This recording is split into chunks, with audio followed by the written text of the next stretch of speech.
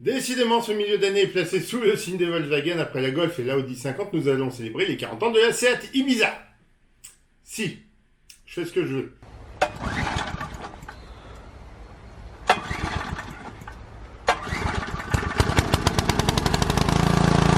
Seat, vous connaissez, et ce logo, 4 lettres en majuscule avec des barres obliques en travers d'une lettre, ça peut vous faire penser à un ancien logo Fiat, et vous auriez raison.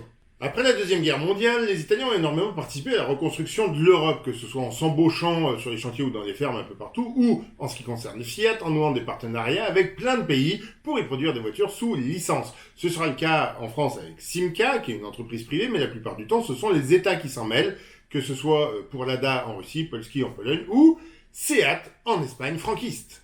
La Fabbrica Italiana de Automobili de Torino s'associe donc avec la Sociedad Ibérica de Automoviles de Turismo qui avait repris l'usine Hispano-Suiza, marque de voitures luxueuses, afin de fabriquer des modèles populaires et économiques au sein de la Sociedad Española de Automoviles de Turismo, non loin de Barcelone. Ce qui fait que SEAT, ça ressemble vraiment à FIAT, mais c'est pas tout à fait lié à ça au départ. L'entreprise est créée en 1950 et la première voiture, la berline 1400, nommée d'après la cylindrée de son moteur, sort en 53. S'en suivront les 1800 et 1500, mais ce qui nous intéresse, c'est le début du succès avec la 600, sortie en 57. À noter que la même année, une autre petite voiture a été produite sous licence étrangère, la B-Scooter du français Gabriel Voisin, qui tient plus de la voiturette que de la voiture et n'a pas fait d'ombre à la nouvelle Seat.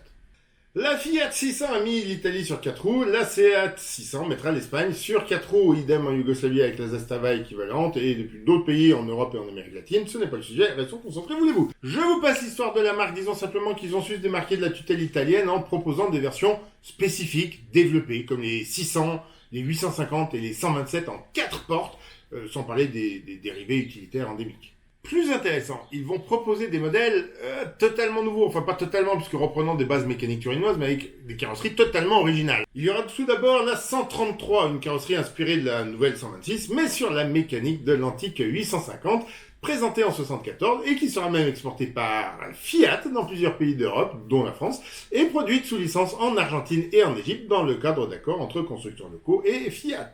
Une autre qui va vous plaire plus et que vous connaissez peut-être est la Boccanegra. Alors ça c'est son surnom qui a été utilisé en hommage sur un concept en 2008. La vraie dénomination était 1200 Sport. Là on peut presque parler de vraie première Seat. Certes, la 127 sert de base et la 124 donne son moteur. La carrosserie a été dessinée par un designer italien, Aldo Sano, reprenant les lignes d'un concept qu'il avait proposé à NSU juste avant que la firme allemande ne soit aspirée par le groupe Volkswagen, en y adaptant une face avant sans phare escamotable qu'il reprend notamment avec l'idée du pare-choc enveloppant de son autre concept, Autas K72, qu'il avait dessiné pour la carrosserie Lombardi qui à l'époque produisait un petit coupé sur base Fiat 850 et qui n'est pas entré en industrialisation pour la même raison que pour la NSU, la marque a fait faillite.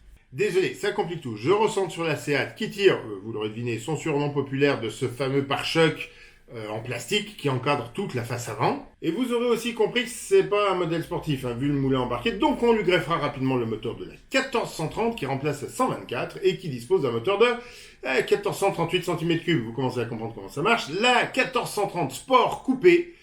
Pourquoi chercher à faire une dénomination compliquée? Il s'en est vendu moins de 20 000 exemplaires de 75 à 80, dont certains ont été importés en France et en Belgique, avis aux chasseurs d'originalité. Mais dans le même temps, il y avait la 128 3P. Je ne sais pas si c'était pour 3 portes.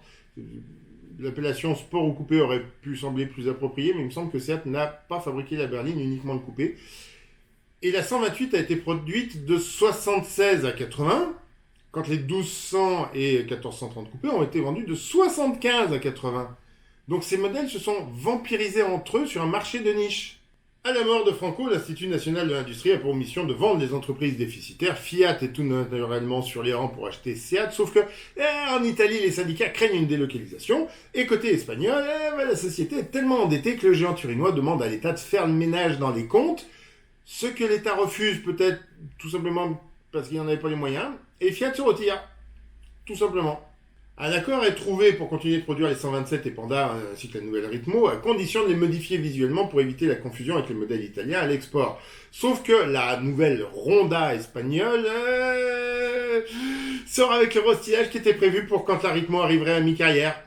Restylage dont les équipes espagnoles avaient bien évidemment eu connaissance avant la rupture entre les deux constructeurs.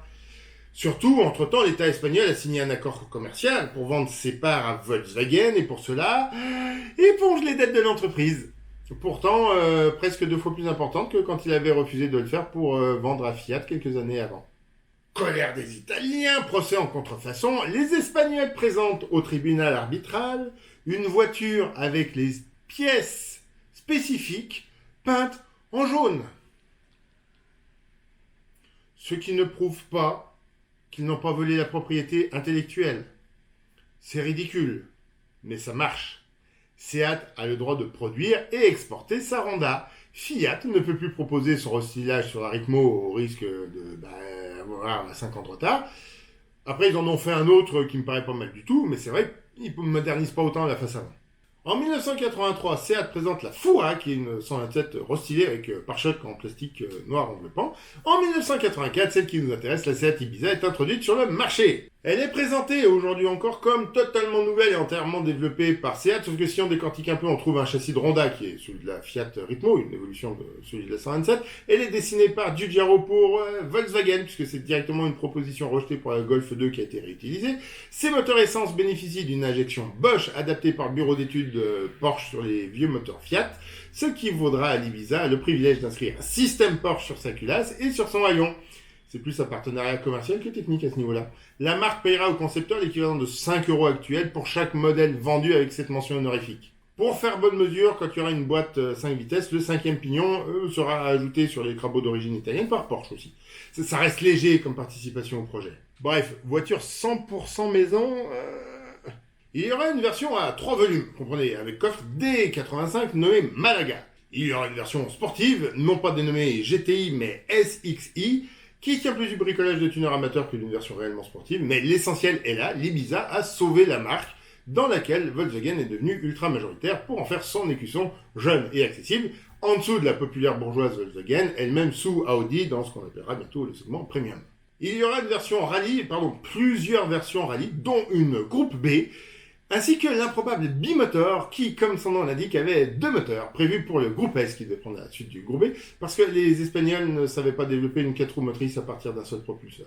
Il y aura aussi une version chinoise après l'arrêt de la production européenne, la Zhongguo Nanjing Soyat NJ 6400, quel charmant nom, qui évoluera jusqu'en 2007. Le modèle, pas le nom. Voilà, voici un petit peu, le chiffre à la fin augmentant à chaque nouvel aménagement intérieur.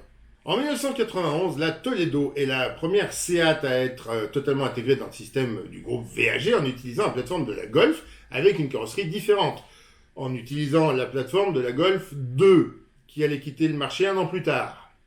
Mais bon, elle a été voiture officielle des Jeux Olympiques de Barcelone tout de même. En 1993, la deuxième génération d'Ibiza sort sur la plateforme de la Polo qui n'est pas encore sortie et qui partage des éléments avec la Golf 3. Donc l'Ibiza était plus moderne que la berline, placée au-dessus d'elle dans la gamme et pourtant sortie 1 an plus tôt. La carrosserie est toute arrondie et subira 2 restylages durant sa carrière, celui de 99 étant plus profond. Elle existe en 3 et 5 portes. S'il y a un coffre, ça s'appelle une cordoba, en 2 ou 4 portes, ainsi qu'en break. Seat devant être la marque jeune et sportive, l'Ibiza ira en rallye, d'abord en catégorie groupe A 1,6 litre, puis en kit car, remportant le championnat du monde des rallyes 2 litres de 96 à 98 devant Renault, Peugeot, Skoda, Opel, etc. Ce qui donnera naissance à un modèle dénommé Cupra pour Cup Racing, quand on vous dit que ça doit faire sportif, avec le 2 litres 150 chevaux de la Golf GTI contemporaine. La Cupra prend la suite de l'Ibiza GTI, qui ne faisait que 130 chevaux. Et la naissance d'un blason appelé à tuer sa mère, on en reparle en fin de vidéo. Une version tunée a été présentée sur la base de la Cupra, avec un kit carrosserie, des voies élargies et un moteur de 200 bourrins. Version très chouette qui n'a jamais vu le jour, on imagine que c'eût été difficile à rentabiliser, ou alors il aurait fallu faire comme les sorties des kits d'IMA, ça revient à la mode, on en voit maintenant qui se vendent assez cher. Pour aller batailler dans les plus hautes sphères du rallye, ce sera la Cordoba qui s'en chargera avec une WRC qui n'a jamais réussi à s'imposer. Les engagements suivants en compétition internationale se feront avec des modèles plus gros, la Toledo puis la Leon, en tourisme européen puis mondial, remportant le titre en 2008 et 2009 grâce à la Leon 2 litres TDI. C'était à la mode le diesel sportif. Je reviens à l'Ibiza qui a aussi été décliné en version utilitaire avec l'Inca, plus connu chez nous sous le nom de Volkswagen Caddy. La troisième génération d'Ibiza est lancée en 2002, toujours sur base de polo contemporaine, et toujours avec la corde de bas comme sur la coffre, mais le break n'a pas été reconduit. La version sportive s'appelle cette fois FR. Puis la quatrième génération en 2008, qui reprend du caractère esthétique avec son design en flèche, comme l'appelle Luc Donker-Volke, et annoncé par les concepts Tango et Boccanegra, on en a parlé. La cinquième itération arrive en 2017 et semble être simplement une polo avec une face avant différente. On a perdu beaucoup de son identité. Une des raisons, je l'ai survolé, est que le label sportif Cupra est devenu une marque à part entière. Elle a détrôné Seat sur le créneau des petites sportives, nonobstant l'accessibilité financière de son aîné, qui ne semble plus être dans l'air du temps. La marque commercialise la Leon Berliner Break, l'ID3 électrique rebadgé et sa version SUV, et 3 SUV au dessin agressif. Pour la sportivité aussi, on repassera. L'Ibiza, qui avait eu droit à son concept Cupra en 2018, n'est plus à l'ordre du jour. Les bombinettes ont disparu des catalogues de tous les constructeurs. Elle est celle qui a fait naître ce label et n'y trouve plus sa place. C'est triste. D'autant qu'il a été annoncé que Seat ne produirait plus de voitures d'ici 2030, se concentrant sur les mobilités urbaines. C'est Luca De Meo, alors président de la marque, qui l'avait annoncé. Depuis, il est devenu directeur général de Renault et a déjà lancé les marques Horse, Ampere, Mobilize et The Future is Neutral, qui doit investir dans le recyclage des pièces détachées automobiles, comme une casse ou un ferrailleur à l'ancienne, mais pas un grand constructeur. Bon, ils ont quand même présenté une version 40e anniversaire, Seat, pas Renault, lâchez pas en chemin. Et pour terminer, je vous propose une comparaison visuelle de l'évolution du logo de Seat avec celle de celui de la Fiat, juste pour le plaisir.